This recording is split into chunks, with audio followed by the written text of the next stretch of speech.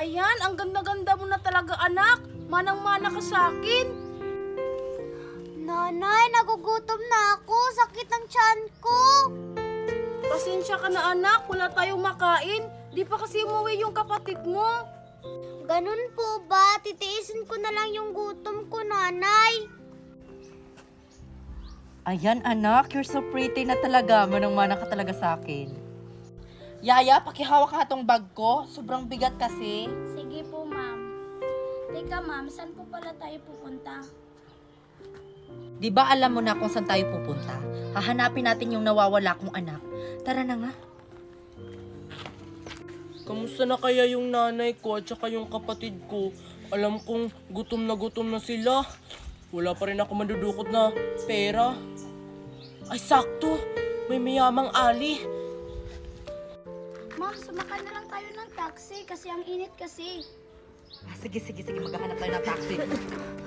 Ma'am, yung bag nyo, ninakaw ng pulubi. Hindi kasi nag-iingat eh. Kaya nanakawan tayo. Alam mo namang may laman na pera yon.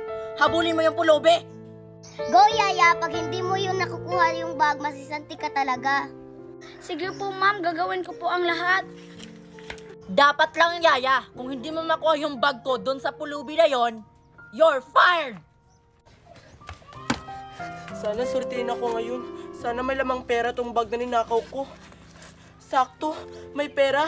Ibibili ko to ng pagkain para sa kapatid ko at saka gamot para sa nanay ko. Aray! Nanay, nagugutom na ako. Matagal pa ba si ate? Malapit na siguro yun, antayin mo lang. Nanay! Ano nangyari sa'yo? Nanay! Asa na ba yung kapatid mo? Di ako makahinga. Kailangan ko ng gamot. Nanay! Nanay, nandito na ako. Sorry kung natagalan ako. Gumawa kasi ako ng paraan para makabili ng gamot at saka pagkain nyo. Buti, nandito ka na, ate! Ito, nanay.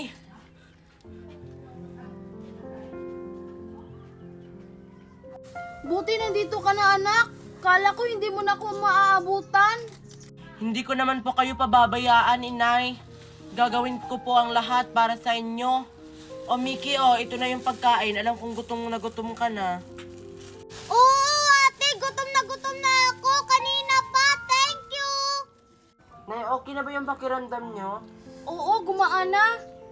Basta, Mickey, sa susunod, sumama ka na sa akin manlilimos para madali lang tayo makakuha ng pagkain. Oo, ate! Sasama na ako sa susunod. Asan ba yung magnanakaw na yun? Ang bilis naman tumakbo. Nakakainis. Mami, ang tagal naman ni Yaya. Nakuha niya ba yung bag? Hindi ko alam anak kung nakuha na ba ni Yaya yung bag. Sana walang nangyaring masama sa kanya. Asa na ba si Yaya? Ma'am, hindi ko po nakuha yung bag sa magnanakaw. Sabi na nga eh. Ano? Hindi mo nakuha yung bag ko dun sa magnanakaw na yon? Diyos ko, Yaya! Alam mo namang nandun lahat ng mamahalin kong mga alahas? Ma'am, pasensya na talaga. Ay, sorry, Yaya. Alam mo na yung mangyayari sa'yo. Alam mo na ang mangyayari sa'yo, Yaya, sa mga palpak na kagaya mong Yaya. Ma'am, wag mo po akong sisantihin. Wala ka na magagawa pa, Yaya. You're fired! Ma'am, wag niyo po akong tanggalin. I-report na lang natin sa pulis yung nangyari. Mami, wag kang maniwala sa kanya. Sige, bibigyan kita ng chance. Total, tumagal ka naman sa akin bilang isang Yaya. Magdadalawang taon ka naman dito sa pagtatrabaho sa bahay ko. Talaga po, ma'am. Maraming salamat po. Mami! Hayaan mo na anak. Total, magaling naman siya sa pagtatrabaho.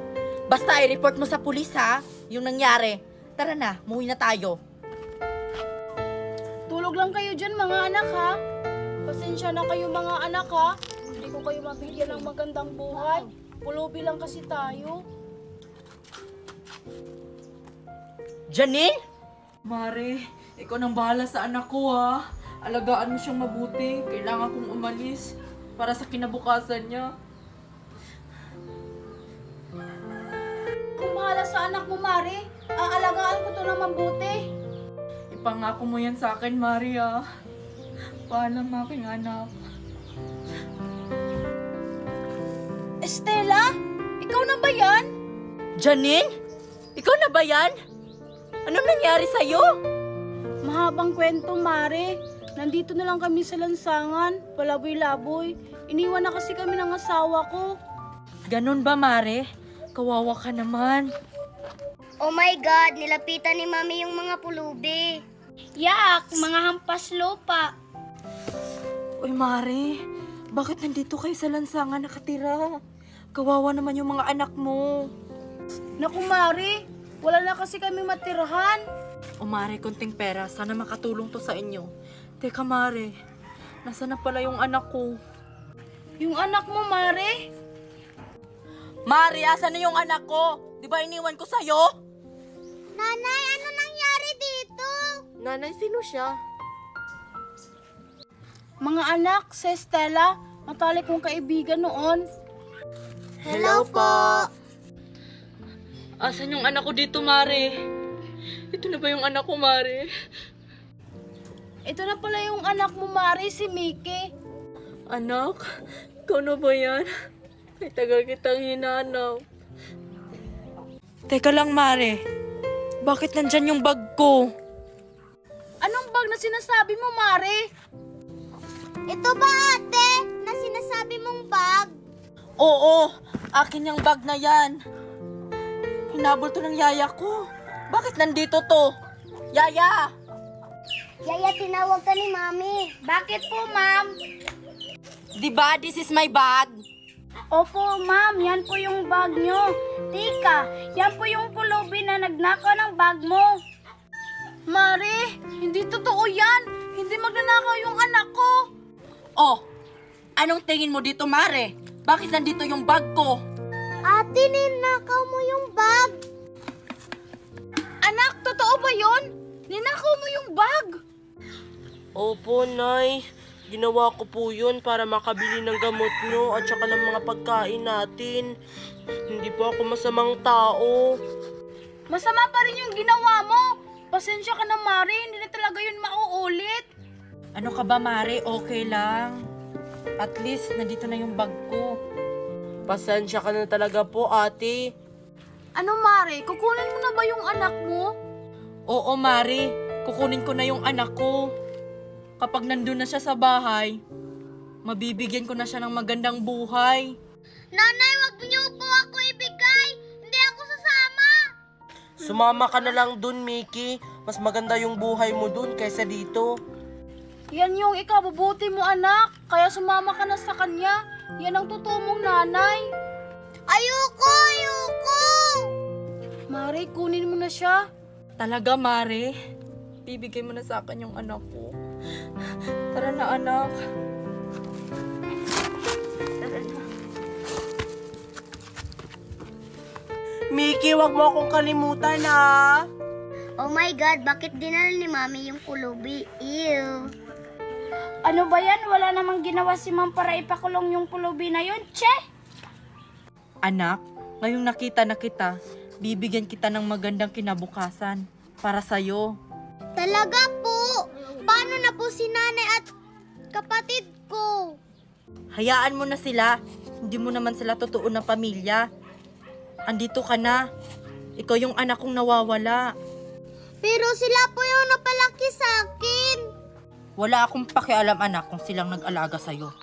Tara na, umuwi na tayo. Nanay, mamimiss ko talaga si Mickey kahit hindi ko siya tunay na kapatid. Ako rin, anak. Sana maganda yung buhay niya doon. Uy, Queenie, anong lalaruin natin? Chinese garter na lang, Mercy. Hindi ka kasi nakasali nung nakarang araw. Naglaro kami. Chinese garter? Sige. Bakit? May dala ka bang rubber band? Wala. Hindi pala sa akin yun. Kay Mickey pala yun. O anong gagamitin natin? Wala ka palang rubber band. Oo nga, no. Iba na lang laruin natin, Mercy. Eh ano? May naisip ka ba dyan? Meron. Teka lang. Alam ko na. Tumbang preso na lang. Tumbang preso? Sige, maghanap ka na ng lata, Queenie. Sige, maghanap muna ako para makapaglaro na tayo. Dalian mo ah. Sayang, wala si na Mickey. Madami sana kami maglalaro. Saan kaya ako makakahanap ng lata? Lata. Saan kaya ako makakahanap ng lata? Wala talaga akong makitang lata. Anong gagamitin namin sa paglalaro ng tumbang preso kung walang lata?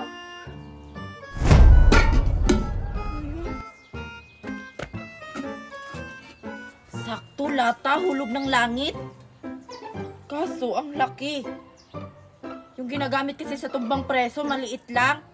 Pwede na siguro to. Oy, Mercy. Okay na ba tong latang nakita ko? Wala na kasi akong mahanap na maliit eh. Pwede na siguro yan, tara. Okay.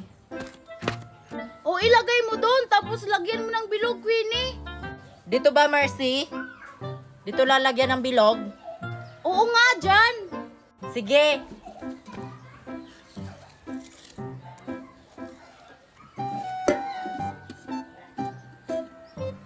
Tapos ka na?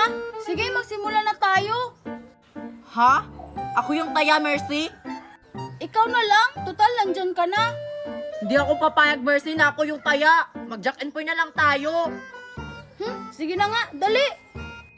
Magaling ako sa jack and point. Paper, scissors, scissors, scissors. Ako yung taya. Ose, mabantay ka na dun, Queenie, ikaw yung taya. Malas naman, ako yung taya. Umalis ka dyan, Queenie, baka matamaan kita. Dito na lang ako, Mercy. Babantayan ko yung lata. Ah, ikaw bahala. Natamaan niya yung lata.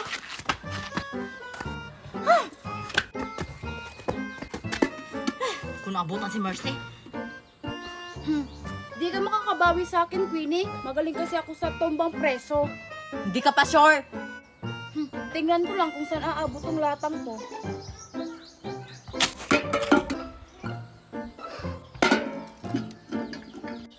Saan kayo umabot yung lata na yun? Ha ha ha! Kunin mo, Queenie! Saan yung lata? Ang layo naman ng inabot ng lata. Sigurado ako, umabot na yung South Africa yung lata. Wala na, talo na ako. Hindi ko na mahanap yung lata. Sana kaya yung lata na yun? Grabe naman bumato si Mercy. Nandyan ka lang pala. Kanina pa kita hinahanap. Ang tagal naman nahanap ni Queenie yung lata. Diyos ko, Mercy, hinaan mo naman sa pagbato. Tagal ko tuloy nahanap yung lata. Sige na, batuhin mo na. Okay. Hindi natamaan ni Mercy yung lata. Ibig sabihin ako na yung maglalaro. Sige, Queenie, ikaw na, ako na dyan. Ay, salamat. Ako na rin.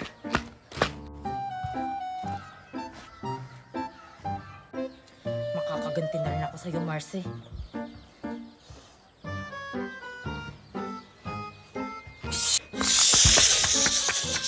Aray, ba't ako yung binato mo, Queenie? Ay, sorry, Mercy. Ikaw pala yung natamaan. Akala ko lata. Lata ba tong pagmumukha ko? Siguro sinadya mo, no? Kasi ang tagal mong nakalaro. Hindi ah. Hindi naman kita nakita ah. Talaga, hindi mo ako nakita, Queenie. Magkatabi lang kami ng lata. Galit ka ba sa akin, Mercy? Naglalaro lang naman tayo ah. Sino yung di magagalit nun? Mukha ko yung tinamaan mo. Hindi ko naman sinasadya, Mercy ah. Ayoko na nga lang maglaro. Ang pangit mong kalaro, Mercy. Maghanap ka na lang ng iba mong kalaro. Uy, siya pa talaga yung galit. Bullshit na lata yan.